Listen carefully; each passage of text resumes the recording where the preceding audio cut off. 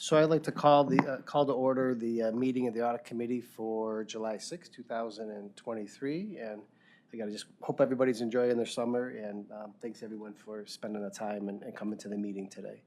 So item 2, the roll call. Okay, calling roll. Audit Committee Chairman Michael Labuzarol. Here. Trevor McLear. Here. Salvador Tallarico. Here. Meltree Sharp. Fiscal Officer Michael Chambers. Okay. All right, perfect. So item 3, public comment. Is there any item, Monica, that we have to address from the public for any item on the agenda? Okay. So item 4, we need a motion to approve the minutes for March 23rd, 2023. So moved. So all in favor of approving the minutes for March 23rd, 2023, say aye. Aye. All right. Item 5, so some good news here. So there's been some movement on. I just wanted to make sure. Okay, perfect. All righty. So there's been some movement on the member reappointment and appointments. So happy to announce that Keith has been reappointed to serve an additional 4 years on the Audit Committee. So thank you, Keith, for 4-year commitment. And I also want to make sure it's reflected in minutes to thank the county executive for moving that one forward. And then also to welcome Meltree to our first Audit Committee meeting. So I think you both were confirmed on the same day. So thanks for your willingness to participate. And again, I want to thank the county executive. So, and welcome. So Meltree, maybe I could ask you to say just a little bit about yourself, and then we'll ask the other Audit Committee members to do the same. Make sure your mic's on. Okay. Wow, that's loud. Good morning, everyone. My name is Meltree Sharp. Thank you for allowing me to serve with you. I'm excited about the opportunity. I am a native of Cleveland. I'm a CPA. I've been in this field for over 20 years of my career, and I'm also a managing partner of a small accounting firm located right in North Point on 9th and Lakeside. And we've been in existence for over 6 years. We have 16 employees and we're growing, so excited about that. Very engaged in the community, and I'm most proud of being a mother and a grandmother. So thank you. We just want to go around the table, Mike? You want to? Mike Chambers, Fiscal Officer, going on 34 years with the county. Wow. Kind of a nutshell.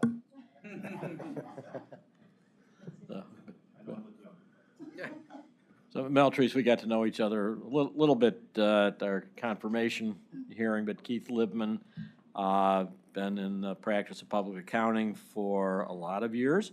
I am a semi-retired partner, Bober, Markey, and Fedorovich, and active community volunteer. Been on the Audit Committee now, I suppose, half a dozen years, plus or minus, and happy to re-up. I'm Meltree. My name is Sal Tallarico. I'm with the City of Oberlin. I've been the finance director there for 23 years. I was with the City of Parma for 7, and then I was in the private sector before that. And I think I've been on this committee maybe 3 years or so. Yeah, so welcome. So Micah Busserell, currently retired, unlike the rest of you guys. So, but I worked for the City of Cleveland both as a city controller and the assistant finance director for a number of years.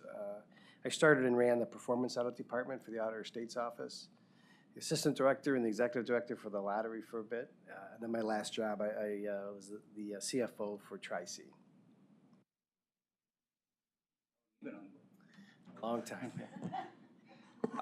Good morning. My name is Trevor McLear. I work for County Council. I represent the council president on the Audit Committee.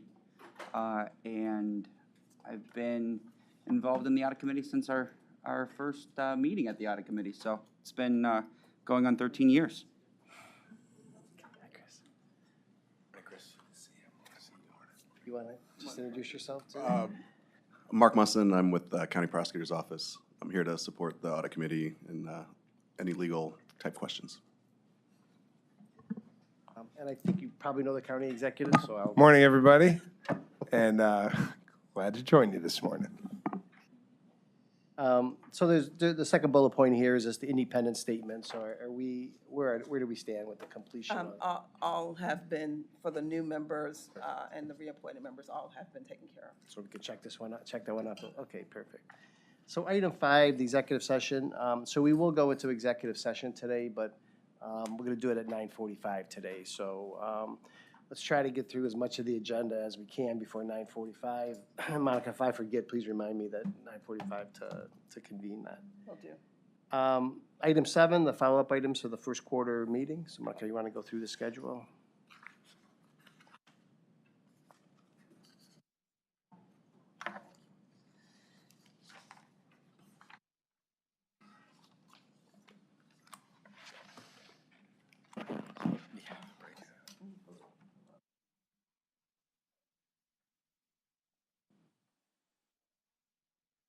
Humidity, something else too.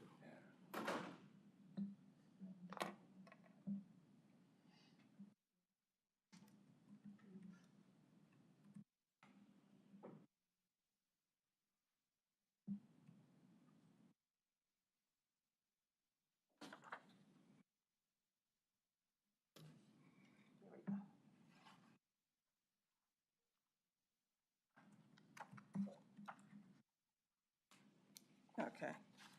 So the follow-up items from the first quarter, starting off with our always ever-present, but hopefully soon to be a memory, bank reconciliation. We're actually going to get a status on that, on the consultant work and the timeline. Agenda item 7B, Lee is going to bring that to us later on. Committee to readdress recommended revision to Cuyahoga County Charter. That's also on the agenda item 7D. Audit Committee review of remote work policy relative to director, that's also on the agenda, so that's going to be agenda item 6.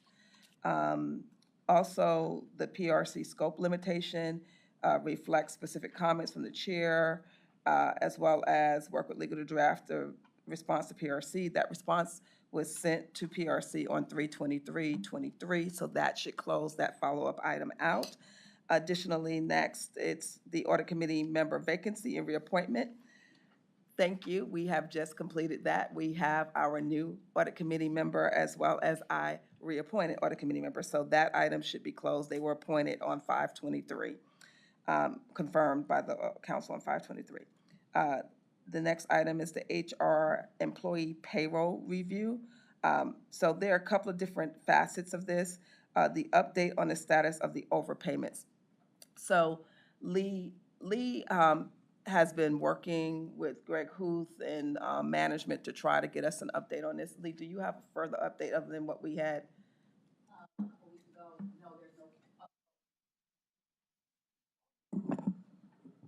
Thank you. And just as a reminder, this overpayment dates back to 2020, I believe. Correct. And so we were working with Greg Huth to find out legally if we had authority to go back and collect the overpayments.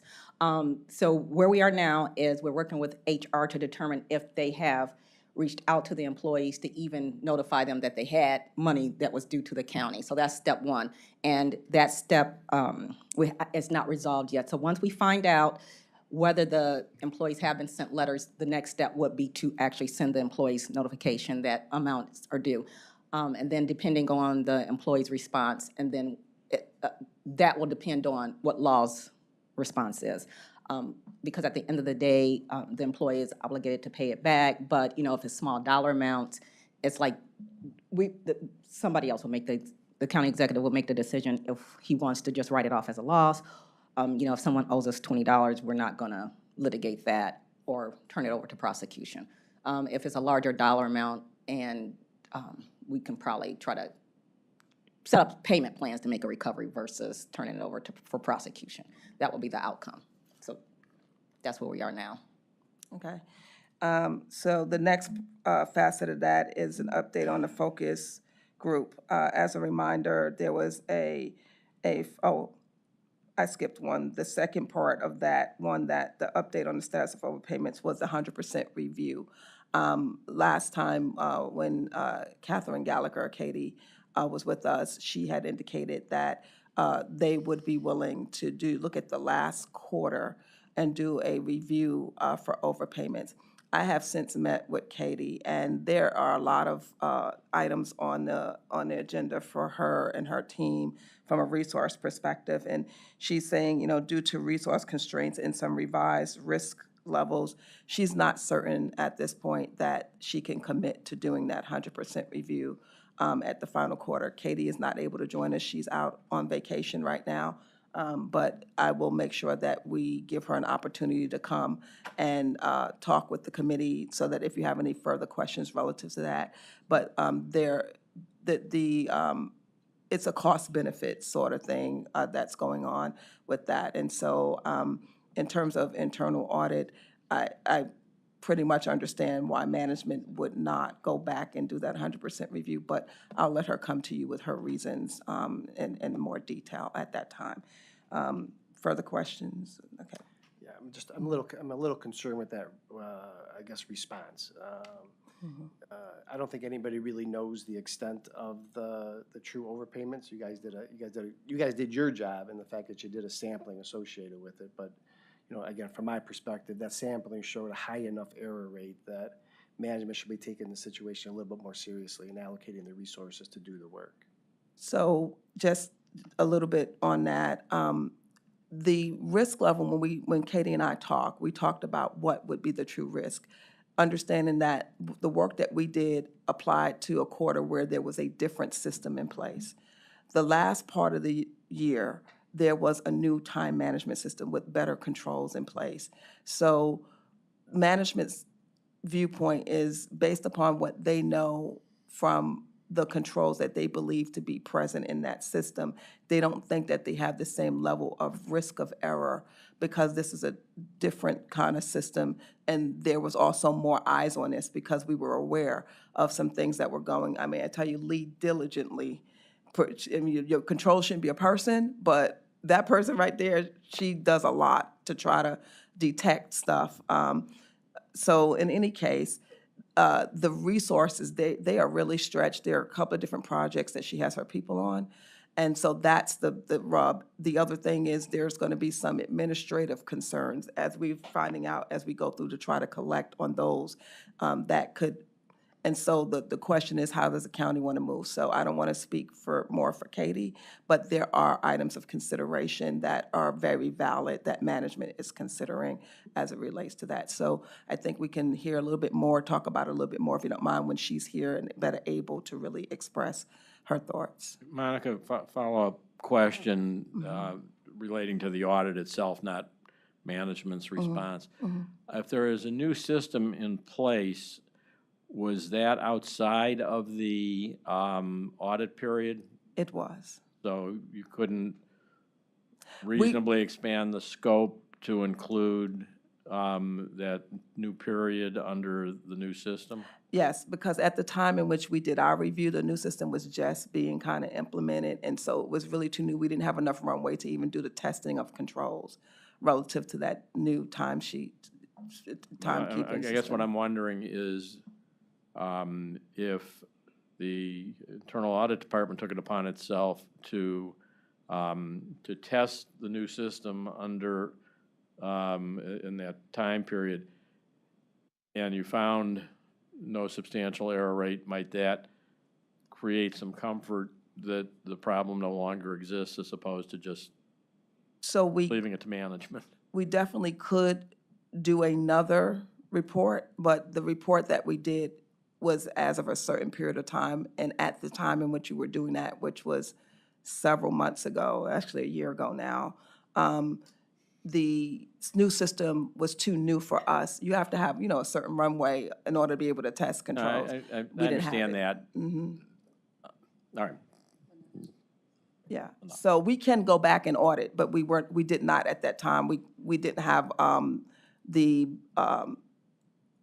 population in which we could have done a valid audit of the system, of the new system. But again, perhaps if management is resisting or doesn't have the resources, we might get comfort if we set up a new engagement. Doesn't sound to me like it would be a very time-intensive process and perhaps derive some comfort, but I'll just leave it at that. We certainly could do that if this committee so pleases us to do that. Okay. The next item on that is the update focus group, which kind of gets to Keith's point around the preventative measures. So we've been, internal audit's been acting in a facilitative role. Originally, this focus group was set up to look at the recoveries process. That process has been developed and is implemented and is currently being worked. This is part of the process in which they're going to be trying to use to do the new collection. So that part is good. But what we saw when we were doing this is that there needs to be, not just after the fact of recovery, we need to see where the preventative is. And so this focus group was designed to do that. However, the resources have been on completing the audit, the external audit, as well as so the payroll has lost supervisor. Terry is no longer, she retired. And so they are short, really short help. So they have not had the bandwidth to meet to really develop this. So that's still an open item. So no significant progress to date on that. Any questions on that? But we are working to develop with management to facilitate and make sure that they are putting the appropriate controls in place to not only detect but prevent this from occurring. And that would include a system review, Keith. Okay. All right. Next, release of following reports by the AOS. There were two reports that were released, and I sent those reports to you at the on 4/14. Any questions, concerns? There were no significant items that I could note, but does the committee have any? Okay. And then the last one is 2023 goals. Explore the possibility of adding a goal relative to the education of auditees on the process and value of internal audit. DIA will develop a formal goal for 2024. We have really our resources. We're a little bit behind in our current programming in terms of completing our audit plan. And so we have looked at it and think that this would be an opportunity for us to do this goal would probably be best in 2024 and not to add another goal. But there are currently some staff do have goals, individual goals, that will aid when next year when we develop this goal. So we're working towards development of that goal for 2024. Monica, just on that point, I think I saw one just recently by OPERS as a YouTube video. Okay.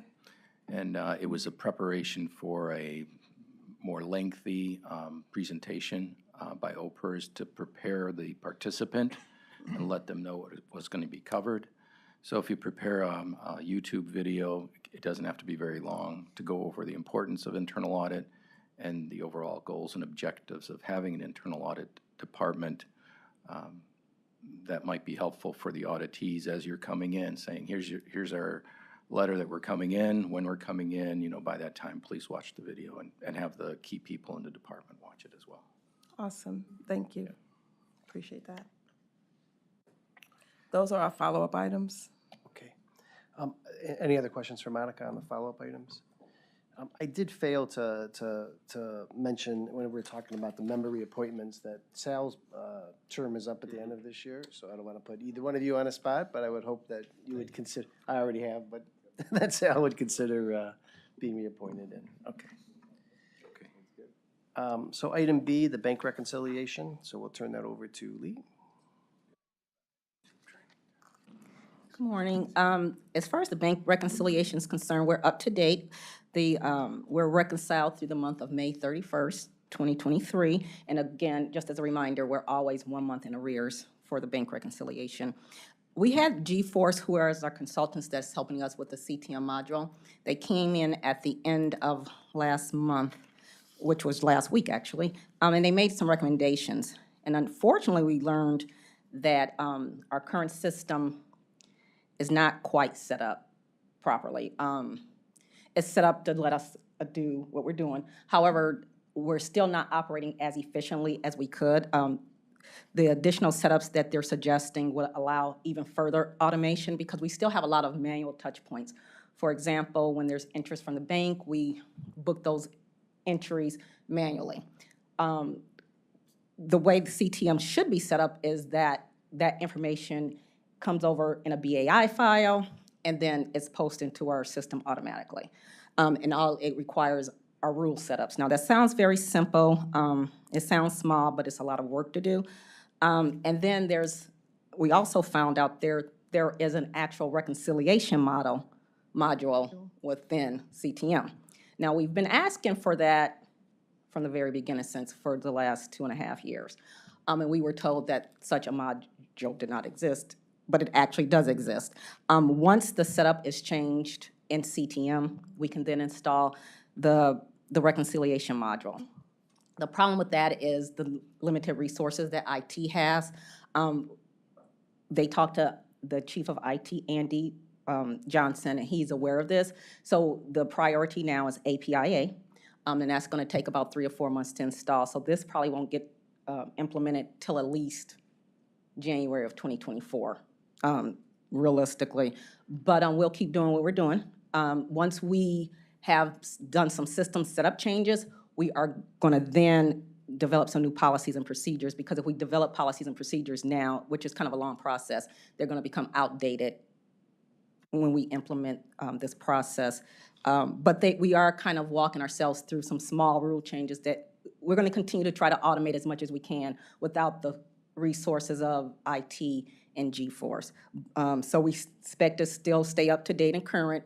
It's just that it sounds like with the system setup, we will be reconciling, which we do currently, but we will be fully reconciled each day at the end of the following business day. So it sounds like we should be able to have our bank reconciliation done probably like the 5th business day of the following month.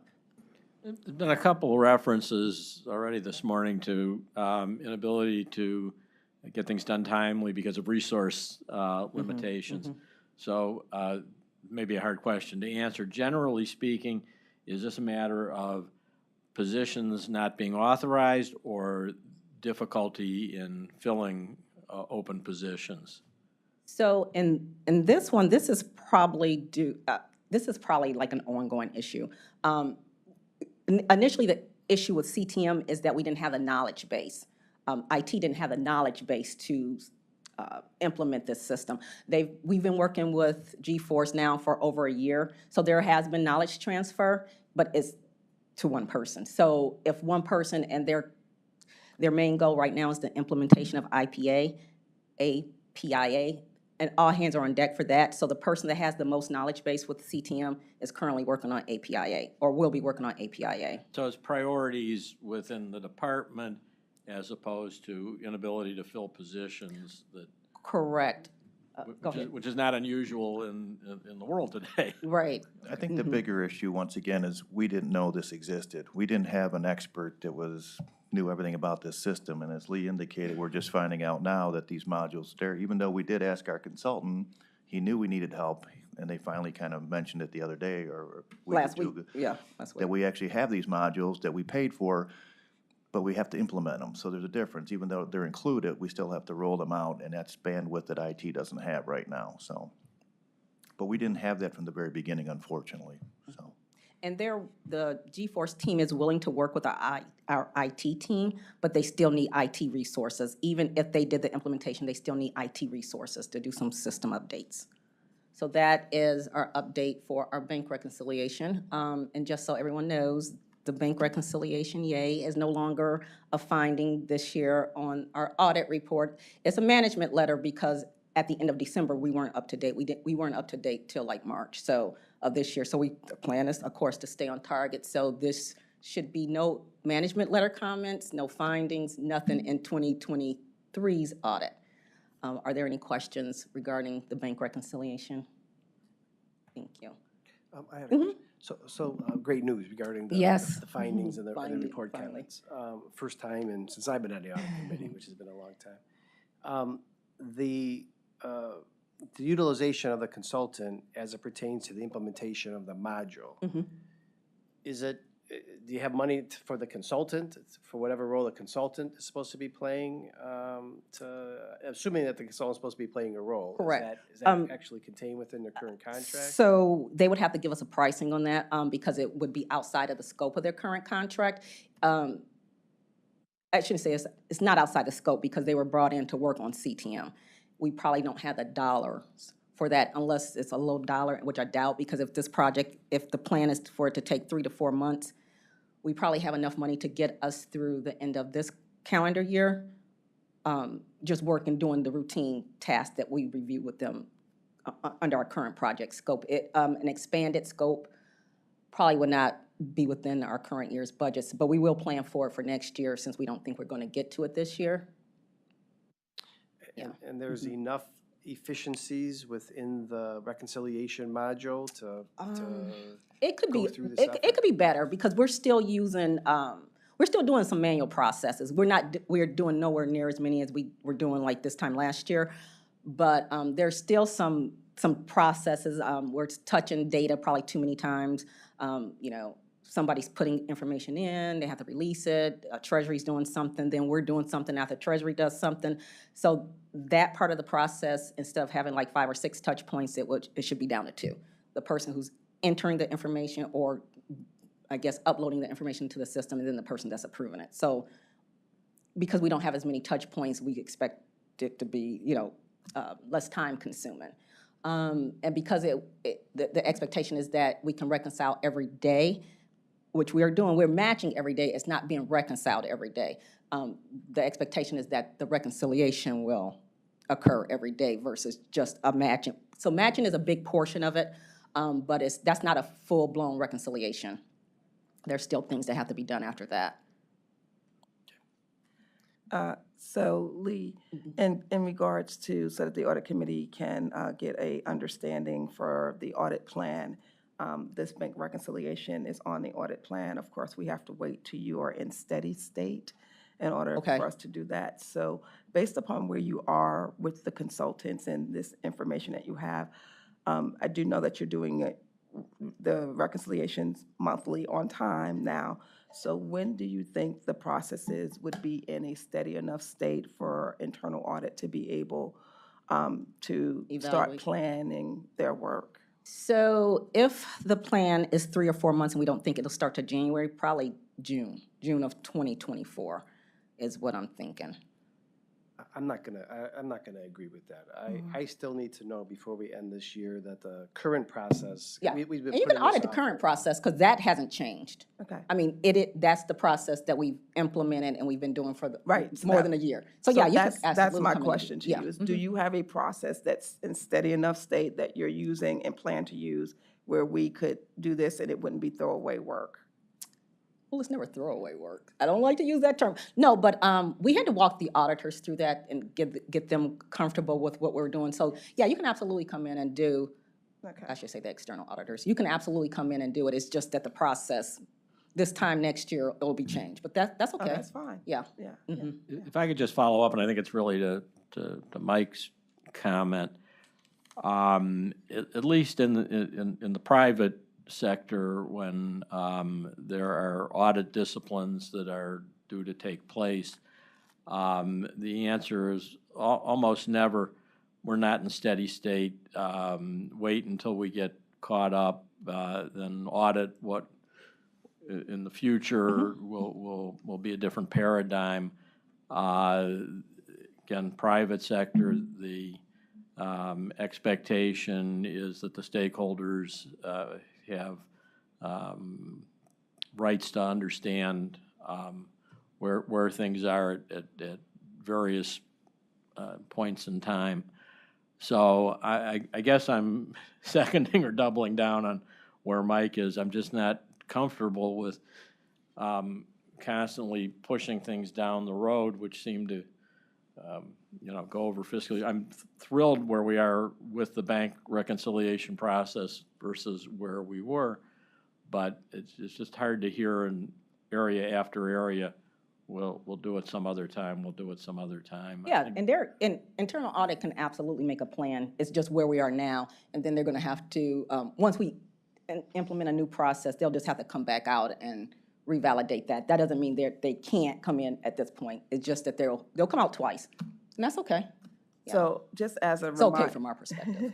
just as a reminder to the audit committee, we postponed this last year because they hadn't even worked with the consultants to get a process in place. So what I was wanting her to be able, what she just said, is to let you know it's in a steady enough state for us to be able to do that. So that was the point of me bringing that up, so that you could see that there has been progress, and she could confirm that it's in a steady enough state for us to come in and do our work. So that was the point of the question. Any other questions on the bank reconciliation? Just one. At the beginning of the presentation, you said you would be able to reconcile within 5 days. Is that with the new module? With the new module, because everything should be automated at that point. So once it's automated, we will be reconciling every single day. It will be reconciled at the end of the day, which is, of course, the previous day's transactions. And just as a note to the audit committee, I have followed up with Clark Schaefer and gotten into some detail as to the work that they did around the bank reconciliation. And they've done a significant amount of work. They did expanded testing just to kind of make sure that these items were good. So for 2022, I don't have any concerns relative to completion accuracy. I think Clark Schaefer covered it. What we will be covering in our review is the process and making sure that this stays steady, stays current, and that going forward, they'll be able to have a process that can deliver accuracy and completeness on an ongoing basis, at least until they decide to upgrade it. All righty, thank you, Lee. Okay, thanks. I don't know, you may want to stay there, I don't know. If it's- Oh, so- am I so- next one? So then, if you don't mind. Oh, okay. Summary of audit findings.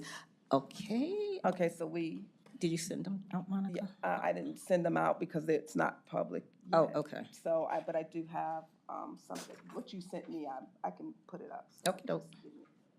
So just for purposes of this particular topic, and for the audit committee members, so again, as I think you're all aware, we have the responsibility to oversee the financial audit based upon our current charter. So I believe the audit has been done and released, but not Correct. publicly released, is that kind of the status Correct. of it? We've sent it to the state. Okay, Just a point of information, Mr. Chair, and maybe to council, to our legal counsel, when that statement's made about it not being public in this meeting, are we, you've not entered exec session, so I'm just curious how you handle a non-public item in a public meeting. New guy, question. Still, it's not, Public record. yeah. You can still, just because it's not a public record doesn't mean it's qualified for executive session. Yeah. It's a difficult one to, and it's not us that's not allowing it to be public, it's the auditor state's I office. see. yeah, The state auditor's office. it's still Okay, their record. thank you. That helps. Thanks. So I guess for this agenda item here, so we need to set the time for the post-audit meeting. So this is actually Clark Schaefer's post-audit meeting, which again will follow under the revised code rules regarding a public meeting. So it's not a public meeting because of their rules. And then just a brief summary of where the report findings and management letter recommendation, if you got some statistics. So, yeah. So last year we had, I believe it was 7 audit findings, and of course, one of the first findings was related to the bank reconciliation. This year, we have 1 audit finding, and it's around the emergency rental assistance for the federal reporting, the CFA. And basically, the finding was related to us not submitting reports timely. We submitted the reports, but they were late. So we're going to have a meeting with the Department of Development. So we developed a corrective action plan for the Department of Development, which they expect to be in compliance by the compliance date is July 15th. So that's in a couple weeks, and we're going to have a meeting with them to help them understand what their reporting requirements are, to help them become a little bit more efficient in their data gathering. They've had a couple staff changes last year, so that I'm assuming is the reason why for their lateness. They now have a business service manager that's been with the county for, Laura's been there a long time, I don't want to say how many years, but she went to that department last year, so she's been on track and she understands the reporting requirements, but we wanted to make sure that the director, as well as everybody that has touch points to that data, understands the importance of getting the information, just in case Laura, in case she went out with an illness, that they understand how to gather the data. And we're always there for a backup assistance for them as well, so we just want to make sure to reiterate that with them. So that's the only item that we have for the corrective action plan. Excuse me. Were there any consequences as a result of the late filing? Fines, penalties? There was not, but, not in this instance, but, you never know, someone might say, like, usually it's not any fines, but they might withdraw our federal funding. They probably would not, but they could. I mean, that could be a consequence of a late filing.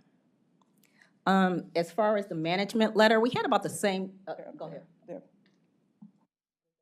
The findings, the management. That's, you have 2021 up? Or you wanted to review the findings with them? I don't want to go, I don't think we have time to review each finding. Okay. I'm just Yeah, high and so levels. for 2022, 2022, the findings, we have about the same number of findings. A couple items related to IT. One of them, of course, was a timely bank reconciliation that I just mentioned. Something regarding random moment sampling, which was actually a finding last year, which is just a comment. They're working on that. The written policies required by the Uniform Guidance for federal programs, that's been on there as a management letter recommendation for probably at least 4 or 5 years, maybe longer. We've developed some draft policies, so that'll be coming off. IT's items, they hope to have those come off as well. And there was a continuing issue that we've had for the budgetary compliance piece of it. We're working with OBM. We had developed something last year, but just due to timing, we weren't, it was too late in the year when we tried to make the corrections. So we're making the corrections now, and we're doing a continuous review with OBM to make sure that we don't have any budgetary compliance issues this year. So we don't expect that to be an ongoing issue as well. Of course, by the time we meet with the auditors, Clark Schaefer, I'll have this in writing to you guys with our formal management response. So you will get that within the next 2 weeks or so. When we're meeting with Clark Schaefer, I believe in August. Well, they'd like, so we gotta ask the audit committee, that's what they would like. But I'll give you the information prior to us having our meeting, so you guys will have that. And you can have any questions that you have for me to ask them in writing and document it. Are there any questions? Would you like any more detailed information regarding the findings? I mean, I'm sorry, not the findings, the management letter. I don't think at this meeting. We'll go through it Okay. at the next meeting. So do we want to try to set the meeting now, or do you want to have Clark Schaefer So- send us some dates, or how do you want to? Yeah, so we've been talking dates with them, so that first week of August, I told them I needed to get with the audit committee members and see what your availability is for that first week of August. Was it first And week of August? and I we think can they were do trying. this, we can do this via Zoom, or whatever. Yeah, it'll be virtual. Virtual meeting, okay, if that helps.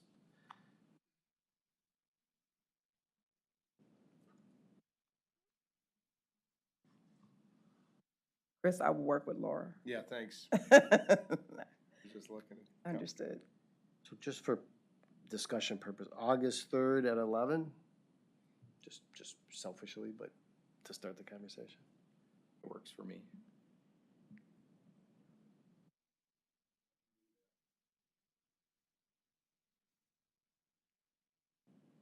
Good with that?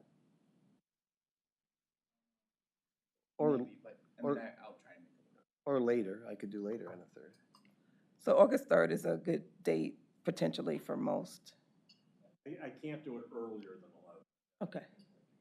Okay. All right. So we will try to work, and I'll do some email back and forth as well. Yeah, that will do.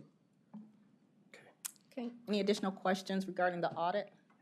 No, just, again, a great job in the timeliness of the audit and getting rid of the comments. Much appreciated from the audit committee perspective. Thanks. It is 9:44. Yeah, okay, so, so I want to bounce back to on the agenda to the executive session. So all meetings of the Cuyahoga County Audit, so I'm going to go into executive session. All meetings of the Cuyahoga County Audit Committee are open to the public under the Ohio Open Meetings Act. However, the committee may go into executive session during a meeting for specifically authorized purposes. During executive session, the committee confers outside of the hearing of the public, but may not make any decisions about any matters in executive session. All final decisions are made in public. So we'll go into executive session today. So we need a motion, or can I make the motion?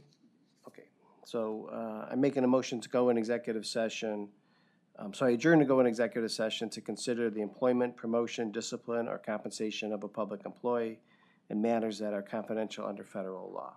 Second. So all in favor, we gotta do a roll call. Michael Abuzaral, Agree? Trevor McClear, Salvador Talarico, Keith Lippman, Mel Tree Sharp. So if I can ask just the members of the audit committee and Mark, and I guess if we can tie in Amy? He's going to, Ricky is going to, Thank you, Lee. you told you what to do, right?